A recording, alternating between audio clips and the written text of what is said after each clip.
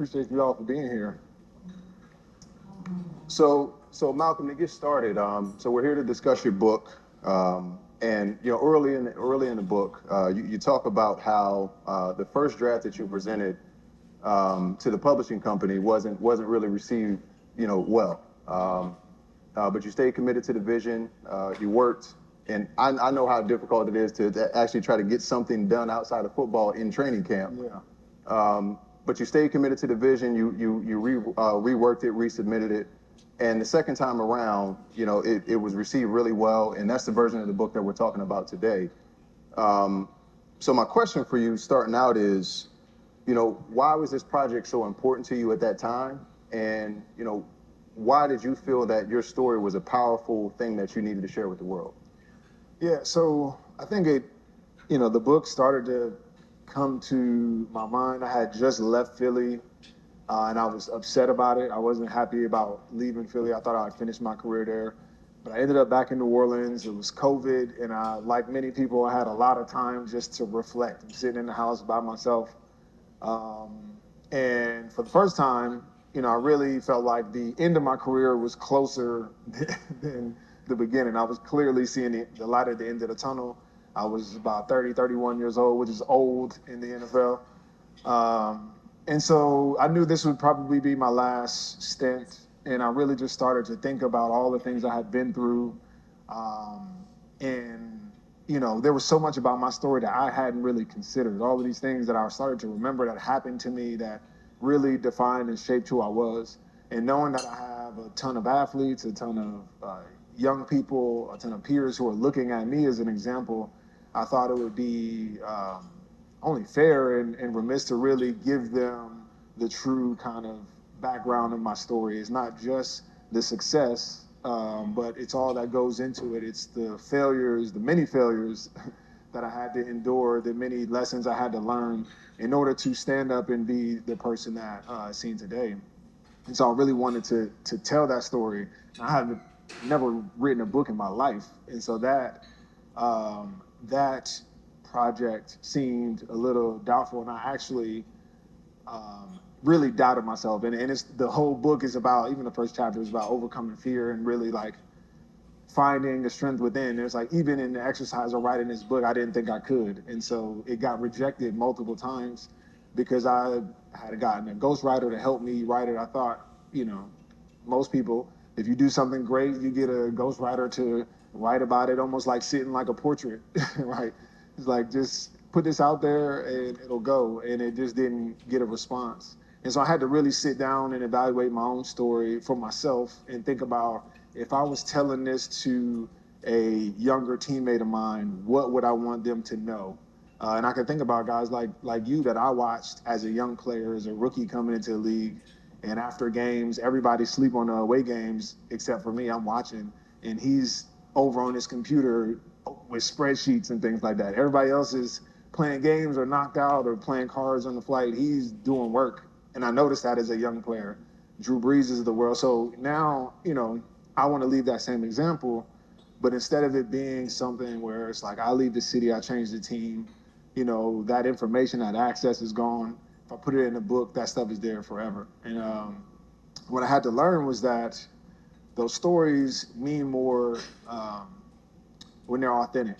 And so doubt for me was the thief of authenticity. And because I was doubting my ability to write my own story, I was trying to get somebody else to tell it. It just didn't quite hit right. And then when I finally took the ownership of my own story, figured out what I wanted to say, put it into a 50-page kind of overview, immediately I started getting more hits. And I still didn't learn my lesson, right? Because I was still playing football at the time.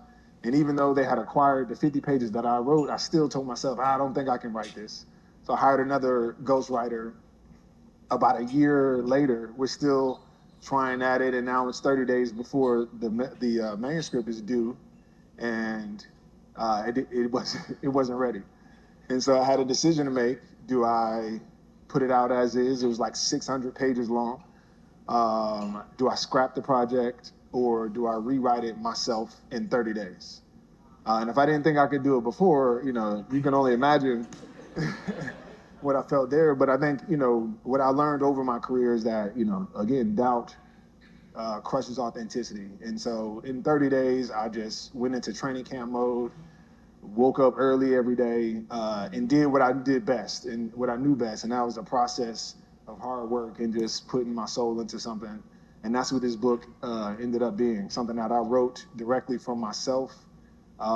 That came out of, I wrote it in real time. Like I was retiring, dealing with all of these emotions and going through these processes myself and figuring out what I wanted to leave behind.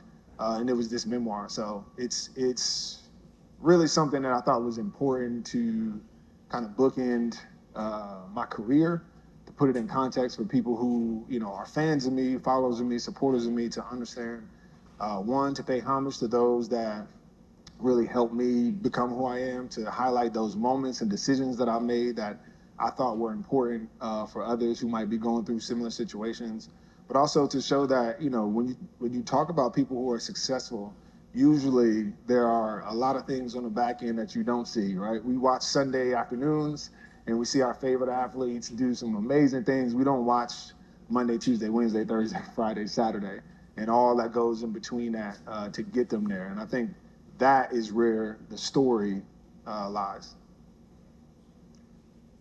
Yeah, so for context, I came into the league in 2009 and we won a Super Bowl that my first year. So the bar got set really high, right? But I think what it allowed me to see is, what does it take to succeed at the highest level, on the highest stage, with the highest competition? And not only what is it like to succeed, but then what is the impact of that success? New Orleans is a very unique city because its relationship with its team, similar to that of Philly and its fan base, is very intimate. Right? Like whatever happens on the field kind of gives the mood of the city.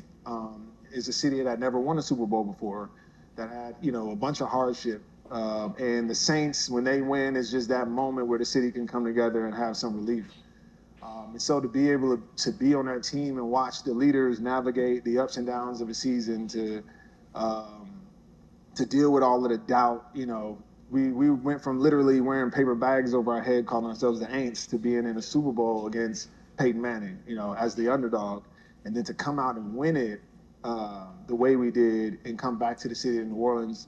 The impact was just amazing. Somewhere that was, just maybe a couple years before that, murder capital in the United States suddenly had no crime for about a week. So, you really start to see that what we do on this field is not only just about the championships and what we can do for each other and money, but we actually have real impact on the city as a relationship there.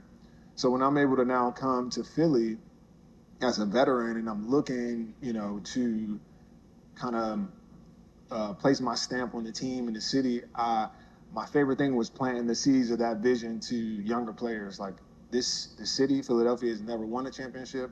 They've been close.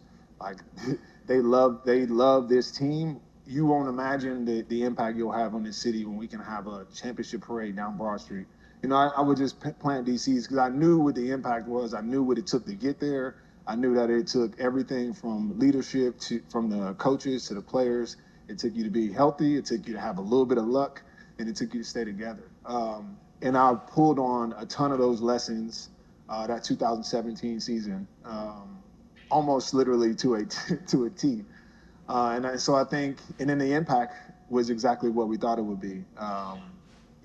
Being able to come back and still talk to people who, talk about their parents' dying wishes was to see the Eagles win the Super Bowl, and they got that wish.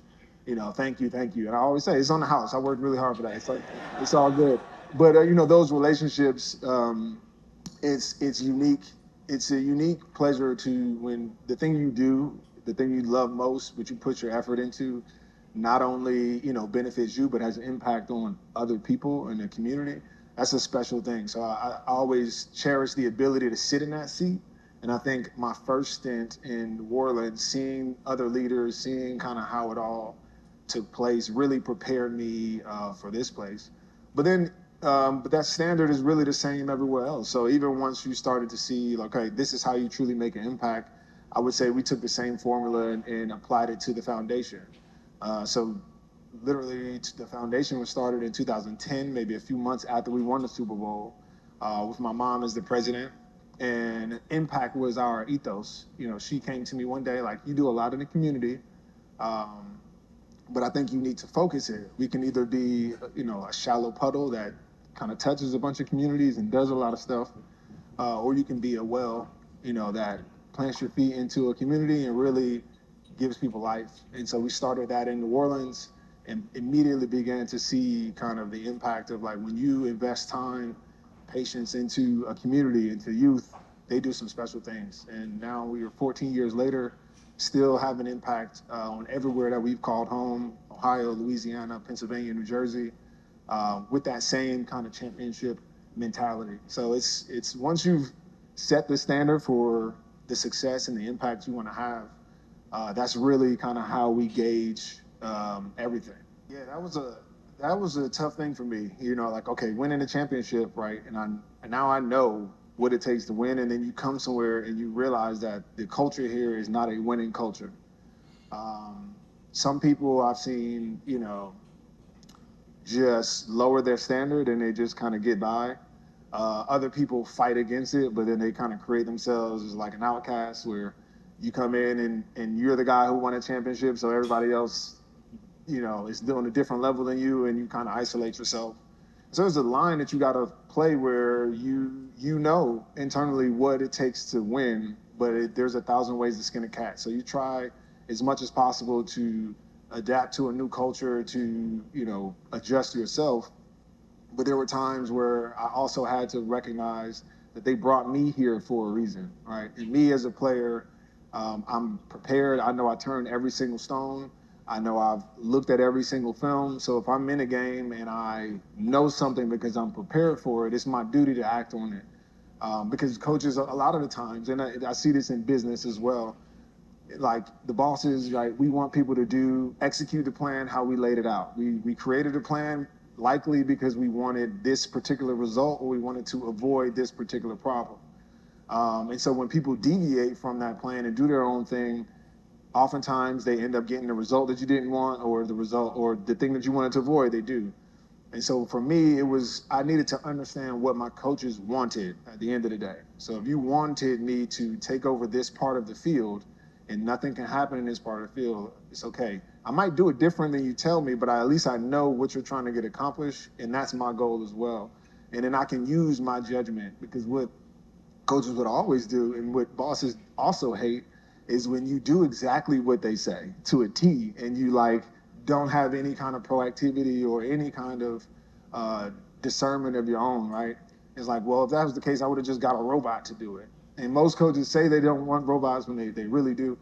But so there's this fine line, right, where you have to prepare yourself in a way in which you can trust your gut feeling. You're not just out there just doing stuff just because. So now I've seen this play 1,000 times. I've looked it over. I've seen all of the risk, and I'm making an educated decision to veto what my coach told me. And guess what happens? When it works, they won't say anything about it. They'll take the credit for it, actually, like, right? It makes them look better. But I did have to learn to toe that line, because I can also remember when I first got to Philly, realizing that a lot of the young players were paying attention to my interactions with the coach. So if I didn't respect the coaches, even if I disagreed, if I didn't respect the coach's voice or his authority, then the young players, I would see them start to like be testy with the coach as well. And so it's a responsibility for me to even navigate the space in a way knowing that other guys are watching. And so there's so much as a leader that is less about you and you understanding the concept, and more about what does the team need? You know, how do I respect the coach's authority, but also make sure that we're all putting ourselves in the best position to have success. And that takes humility from everybody. It takes humility from me as a player. It takes humility from my authority figures for us to say, hey, we know your title is player, your title is coach, your title is coordinator, yours is GM. But realistically, we're all here with the same goal to win. And so whatever, take the badges off, we're all equal at that point. And I think the teams I've been on where we've been able to get to that dynamic from player to coach to coordinator, we've had the most success. So, but it takes time to build. I got to Philly and it took maybe 3 years until we really got to that point. And You had to get rid of a couple coaches and add a few players, but it took some time. And I think it's the same thing in business. It's about building relationships that are more dynamic than just you do what I say. You want people that add value, and as a leader, you have to be able to trust people to do what you brought them in the room to do. And as those individuals who are talented, who are coming in to do a job, it is also being cognizant of like how am I the best teammate and best team member? This may not even be the best role for me, but how do I play this role to my best position until I get to where I'm trying to go? All of those things are important in team sports, but are also very important in business. So I think the one thing that's different about maybe how my journey in sports is different in business is in sport, you get to come in as a rookie and there are always people in front of you who got more experience, whether it's, it could be high school sports, you're a freshman, you got the seniors and juniors to learn from. You come in, you got the veterans that you can learn from. In business, I jumped in and I'm the boss. Like people are looking at me. It's not, nobody's there to kind of give you the direction. And so I've had to really lean on, finding mentors and other folks to just piggyback off of and learn from, which again is what you do when you're a rookie. Right? And I've had to really put myself back in that seat. Okay, as a rookie, what did I do when I was in a place where I didn't have all of the answers? I didn't, know everything, but I knew I had talent and I knew I was a leader. But in order to lead somebody, I gotta know what I'm doing. And so I think that it just requires you as a leader to constantly not only be thinking about who you're serving and how you're serving, but how you're developing yourself. All right, because if you're in front, then the team is only going to go as far as you go. So there's a responsibility to move forward and move backwards or look backwards while you're moving forward. And I saw great examples of that in Drew Brees. I saw the John Vilmas of the world, as a young player with the Saints in that locker room. We had so many veterans that knew how to, one, develop themselves into Pro Bowl caliber players, but also knew that on a team, it made no sense or did us no justice for just them to have success. They needed to permeate that success and that mindset to permeate the entire organization.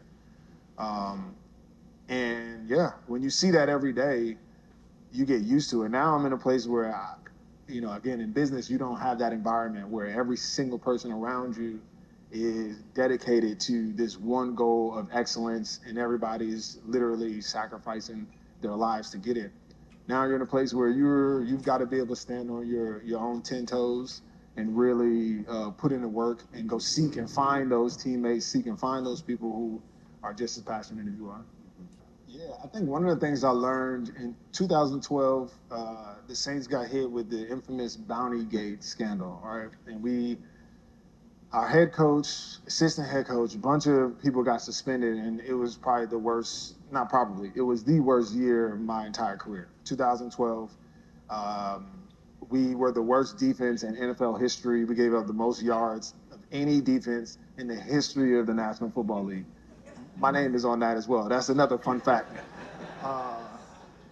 And so just working through that year was like so frustrating, and watching even some of the veterans that I knew, like the guys that I respected, the John Vilmas of the world, the Roman Harpers, these guys who literally I was copying, their approach.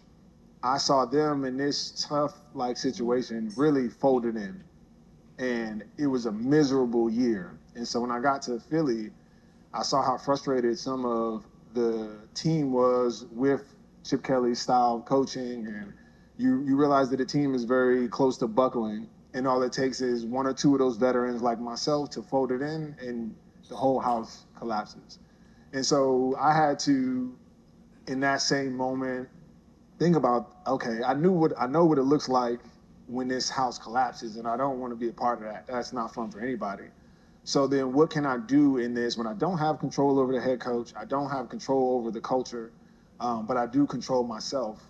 And so I made it a daily objective of mine to lean on my own personal standard. So my standard was higher than the team's. And at the end of the day, when you continue to hold yourself and you hold yourself to your high standard, it only exposes everybody else. Right? It was hard to stand next to me and slack or not watch film or not be prepared. Even if you're a coach, I came into the meetings more prepared than half of the coaches. And what happened is when you just start to do that, I'm not doing it to, make fun of anybody, to point anybody out. I'm just living my standard.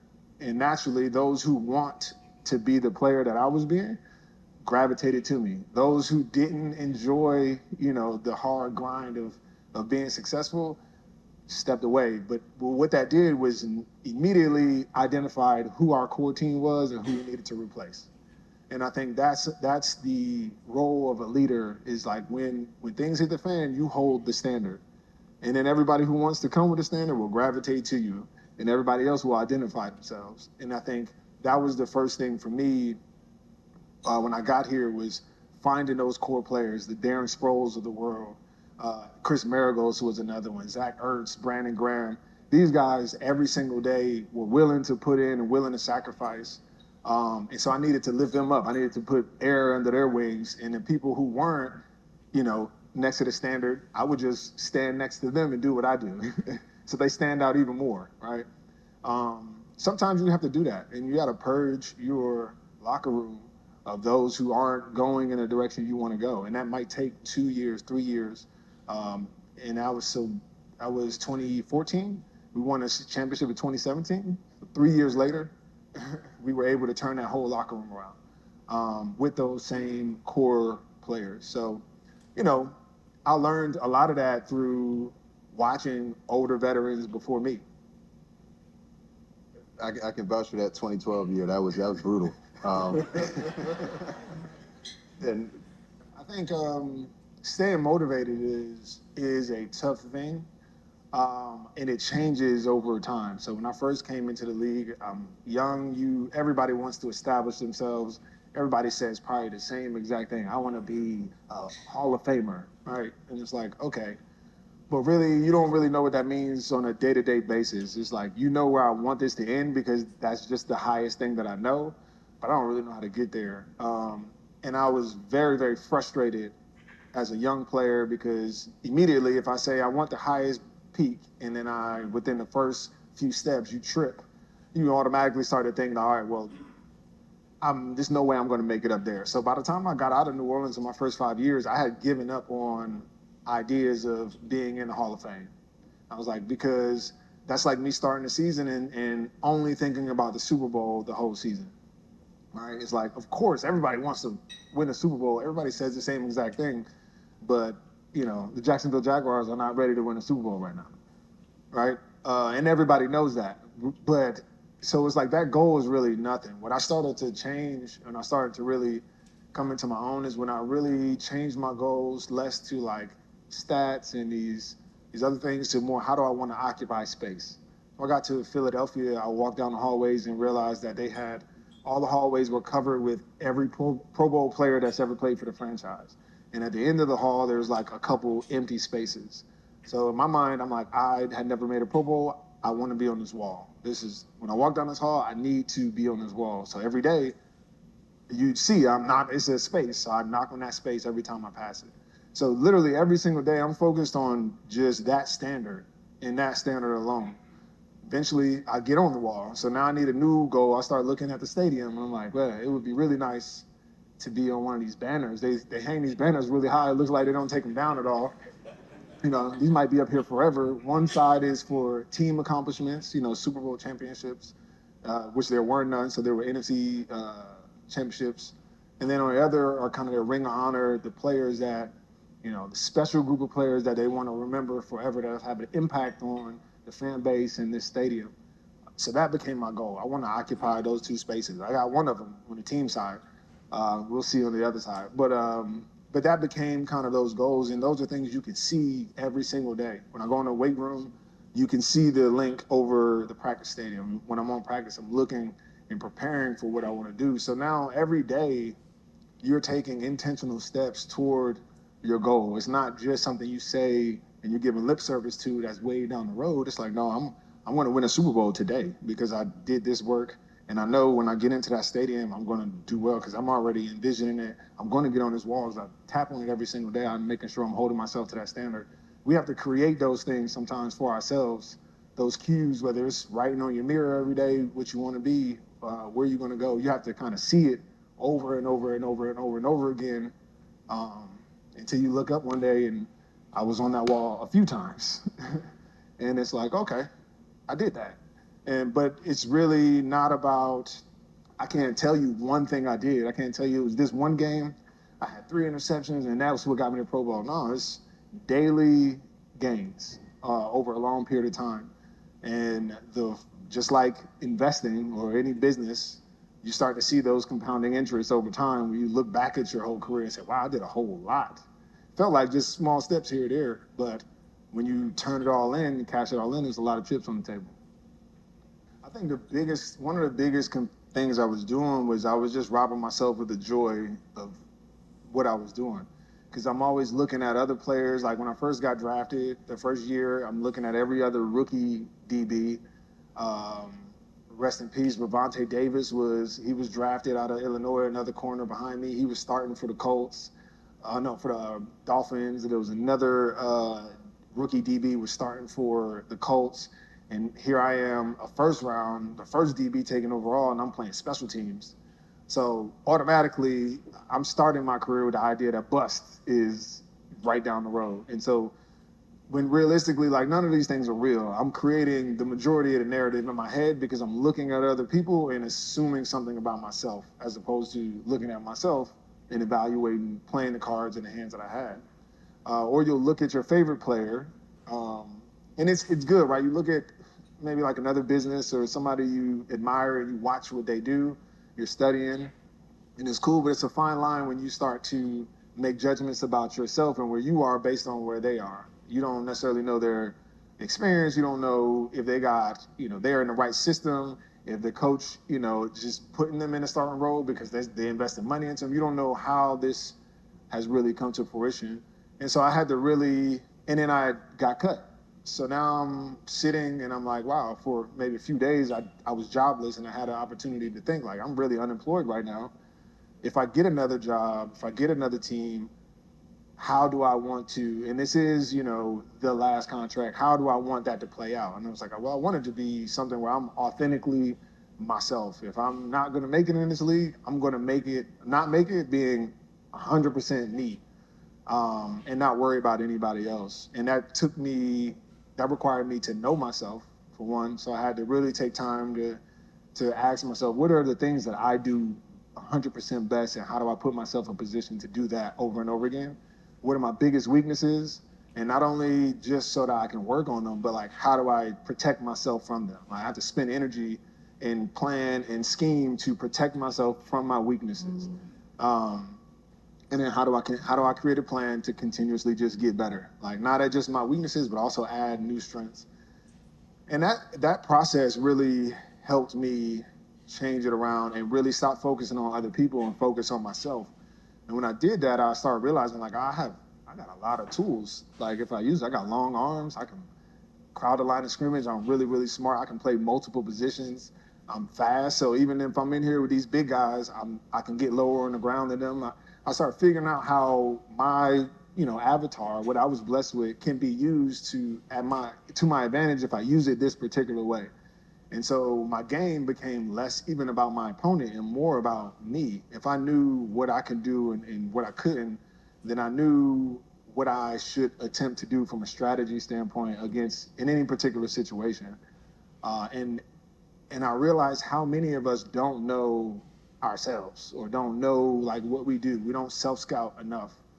And I talk about that in the book, a conversation I had with Drew Brees one practice. I'm just like, hey, Drew, he's probably a top 2 quarterback in the league at the time.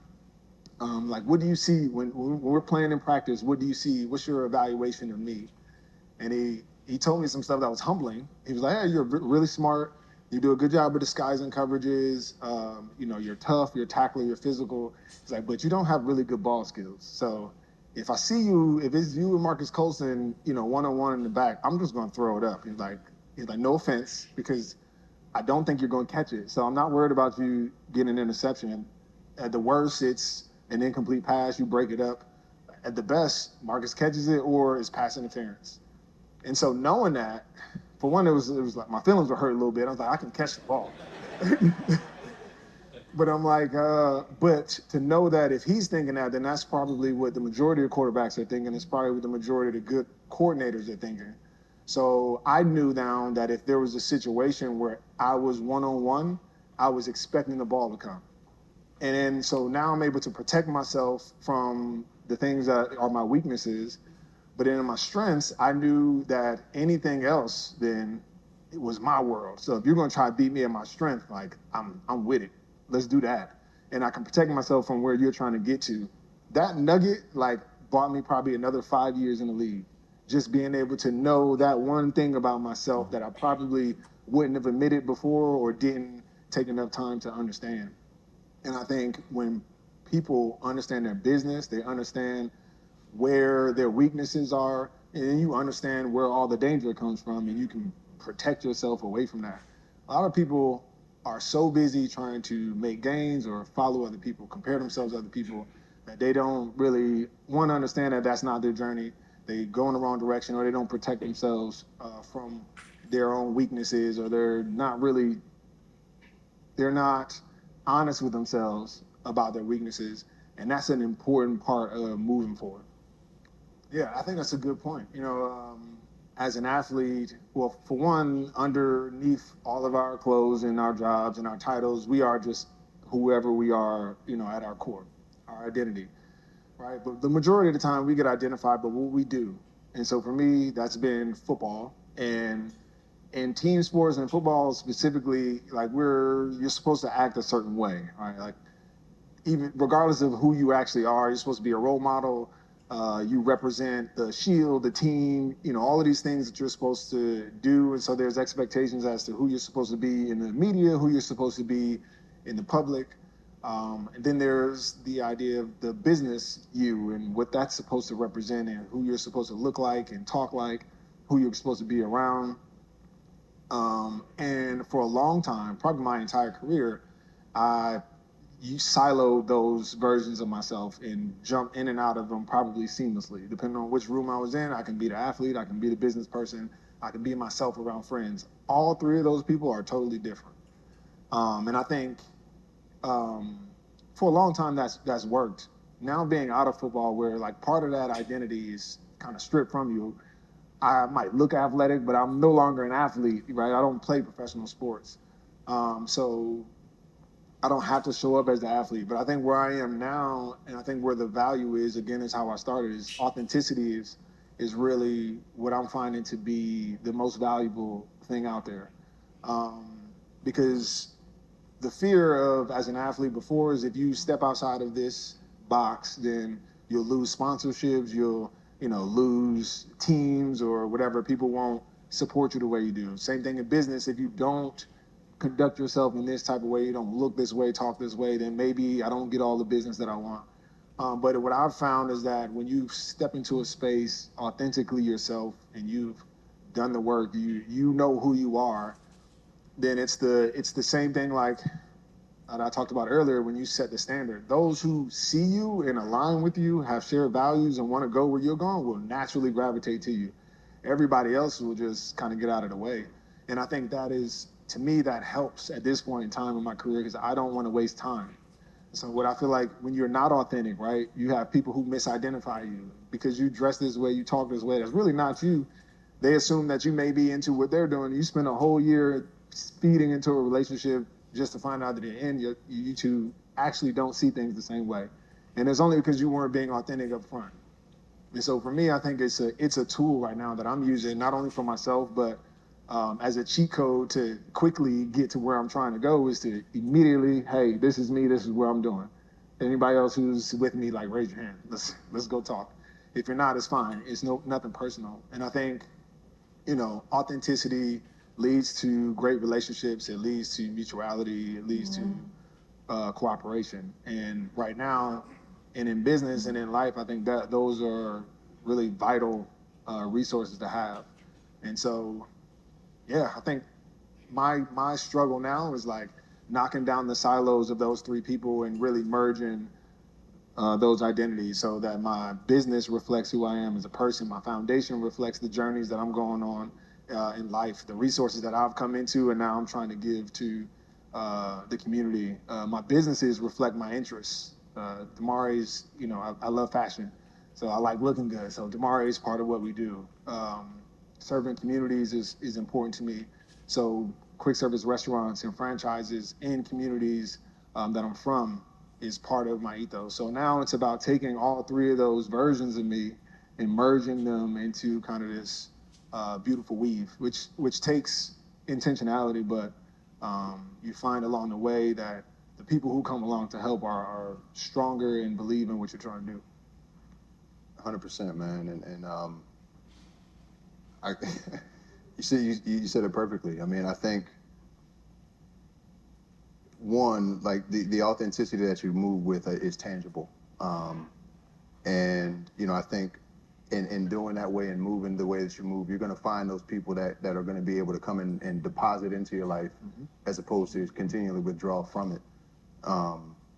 So, I mean, I think with that said, well, one, thank you for this opportunity, because it's been a learning experience for me too. We haven't really spoken like this in a while. Don't let him do this. Don't let him. What he won't tell y'all is when this transition out of sports is something that, like, even myself with all of the things that I have going on, is a very difficult thing to do. You do something from the age of 7 years old, 8 years old, all the way until I'm 36 now, and you strip that away from you, and then try to go out into the world and do some other things. It's like the Twilight Zone. It really is. And there are not many people who share the experience and understand even where you're coming from. But this gentleman was somebody I've leaned on a lot in the last 2 years, being able to just like navigate, what does it look like to step into. I've been a captain of almost every team I've been on, but all of a sudden being the CEO or the president, being in charge of my own businesses was nerve-wracking, right?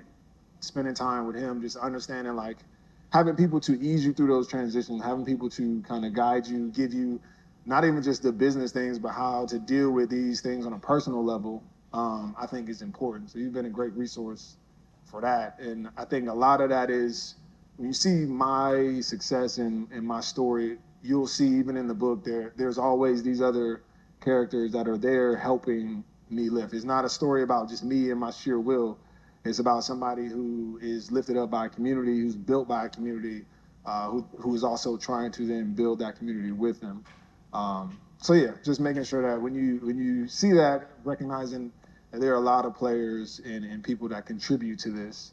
And I would love to, continue to add people. If you see what we're doing from a foundation standpoint, business standpoint, and you would love to support, learn more, get involved, please reach out. I truly believe that to do anything great in this world, it takes, something outside of yourself, bigger than you, and that takes community. So just trying to expand that community as much as possible and see how far we can take it. Appreciate y'all for having me.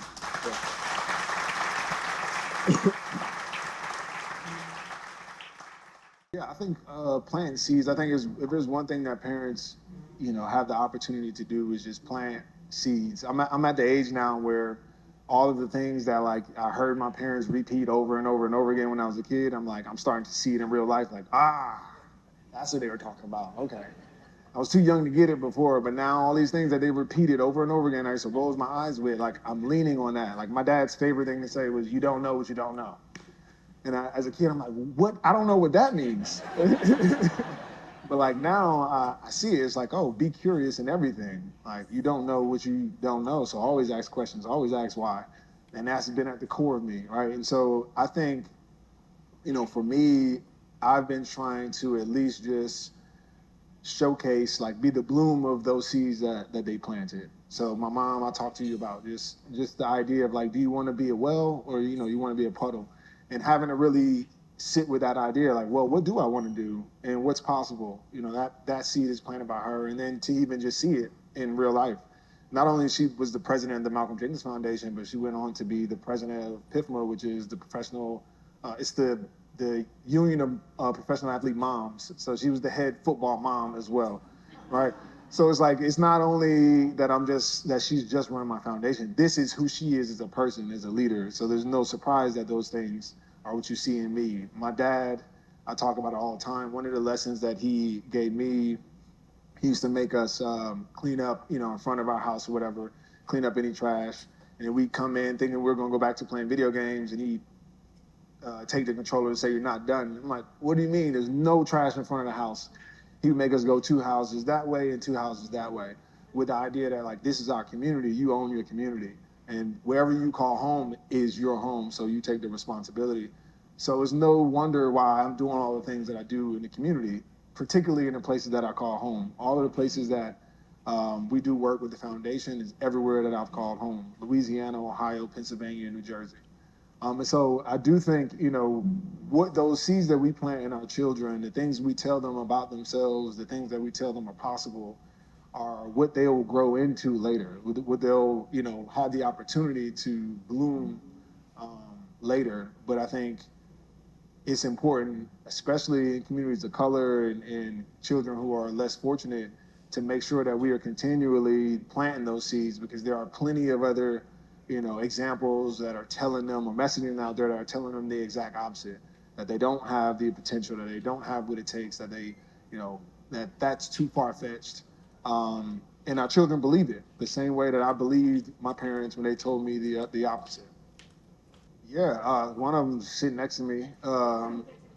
Like, one of the things that we worked on was just, how to, again, when you talk about messaging, my whole life is just like, all right, you're a jock, like, you're an athlete. And now I'm trying to step into a place where I want to see myself as a leader, and most of the doubt was coming from within, right? And so just having him talk about, or really lay out, like, the parallels between, like, you've been a captain and you've done these things, it's the same in business. Actually, you are probably more prepared and qualified than the majority of the people who are in these leadership positions, because none of them have been trained since they were 7 years old on how to deal with other teammates, how to deal with conflict, how to come together with people from different backgrounds, how to perform, evaluate, correct, and perform again over and over and over again, how to work hard in one direction for years at a time. Like, these are lessons that I've been learning since I was 7, but it took me to have a third party really see and evaluate what I have going on, and then redirect my imagination and how I saw it, my perspective. And so I think that's the cool thing about mentors most of the time, is sometimes they'll give you knowledge that you don't know, and it's a great kind of nugget, but sometimes they'll tell you something about yourself that you just didn't see. And most oftentimes that's the most empowering thing, because you realize I've had what I needed the entire time. I just needed somebody to show me how to use it. And so when it came to looking up different, and I'm a shy person, I'm very introverted, so networking is an exercise for me. So finding mentors is I have to be even more particular. But I've looked for people who not necessarily the most successful people, but I look for people who think themselves successful when they help other people. And I think those are people I enjoy working with, who they get what they need. They're not here to take. They want to help you because that's genuinely who they are. They genuinely see the potential in you, and they want to see you, not in no competition, but they just want to see you do well. Those are people that you build reciprocity with, right? Because they'll continue to feed you, you'll feed them, and then they'll show you how to be that resource for others. That idea, those things kind of grow. I think sometimes people look for the most successful folks and get frustrated when they can't get answers or can't get calls back, or or the relationship is just not there. It's like, go where people will feed you. And I think that's been at least a good thing for me in the last few years of transition. I think, and this is honestly, if I was in an NFL locker room right now, coaches probably wouldn't want me to say something like this, but what I would tell players, especially this day and age, with the amount of leverage that they have and the opportunity they have as athletes, that's different than even when we came into the league, is really don't sell your life to the game. Like, I think a lot of the times, we came from this ideology, like, to be the best football player I could be, this has to be my whole life. But like I said, the average career is 3 years. So you've done all of this, and then at the age of 24, 25, the league is done with you, and there's no there's no like, hey, here's your severance package or anything. Like, you don't even have benefits after 3 years. You're not even vested. So the league will use you up and then kick you out. And once you're done playing, then there's no more use for you unless you were one of those special players that fans would love to pay tickets to come see. It's like, then most of the time you're forgotten. And it's like, so understand what you're getting into. You've got to convince yourself to be great at anything. You've got to dedicate a lot of things, but don't forget to develop the other parts of you. Don't forget to set yourself up for after ball. You know, if we talked to anybody in this room and I told you were 3 years away from retirement, the way you spent your money and set up your financials would be totally different, right? That's the case with these athletes coming into the NFL. Immediately, your rookie year, you are 3 years away from retirement, the majority of you. So it's just understanding how to set yourself up then and understand that this football, you play it, you do whatever you can do for as long as you can, but this is just the first act, and the second act will actually be longer and hopefully more substantial if you set it up that way. And I think it's just changing the narrative that they are hearing right now that the league is everything. Like, once I make it there, it's like, cool, it's over with. And it's like anything. It's like, you making money is different than keeping money. A lot of people make it and a lot of people lose it. It's two different muscles. A lot of people can make it to the league, but every year they bring in a couple hundred rookies, which means there's only 2,000 spots. So that means that they're rotating. People are going out and in. And I think a lot of them don't understand that. A lot of them come in and think that they'll look at me and say, hey, I want to have a 13-year career like you. And I'm like, I was almost out after 5. Like, you get what you can, set yourself up, always have a plan. And if you play 13, great. But if you play 3, you should still be able to take this and leapfrog off of it. Yeah, I think fatherhood is probably the number one thing that's like made me kind of who I am. There's a ton of other things, like mentors, people I've seen that have had impact, but I think having 2 daughters and now trying to figure out how to be, a nurturing father, be like the father that I want to be for them, you start to realize, like, I don't know that I have all of those tools. And so I've even been on the opposite side of it, where I've had a father my entire life, always been present, but I mean, if you look at my life, there's no way he could have prepared me for the experiences that I'm having. He never went to the NFL, never did all these things that I'm doing, never had the money that I'm having, I've run out of advice that I can get from him like a long time ago. And so oftentimes I've almost felt a little bit of resentment there because I feel like I'm navigating, myself. And I realize now that I'm a father and I'm thinking about, my kids, I don't necessarily know all the experiences my daughters will go through, right? It's just my job to give them as much as I know and do the best I can. And that's one of the things that I've realized that my dad did. Gave me as much as he possibly could. And it's up for me to continue that journey myself. I can't stop where he is, right? Because that's how those generational curses and generational traumas and ignorance, whatever, kind of continue. It's up to me to step off of that. And in that journey, that takes you multiple places. That's finding community of other men who are on the same, wavelength. I think the idea, or even conversations about manhood in general, need to change, right? Because there are not many places you can go where you're going to get a nuanced version of what it means to be a man, especially if you're talking about feelings and how to love and how to care and nurture a community. That language is usually never even used around men or when applying to men. And so that's been a very intentional journey for me. One that I think requires a little bit of isolation. It requires you to do that self-scout and really figure out where are the areas I want to improve, and then boldly step into finding those resources over time. But, I think it's our responsibility to not be perfect as fathers. I think it's our responsibility to do the best we can and to continue to try to improve. And as long as we're continuing to do that, then we're doing our best effort to give our children the best opportunities possible. And that's really all we can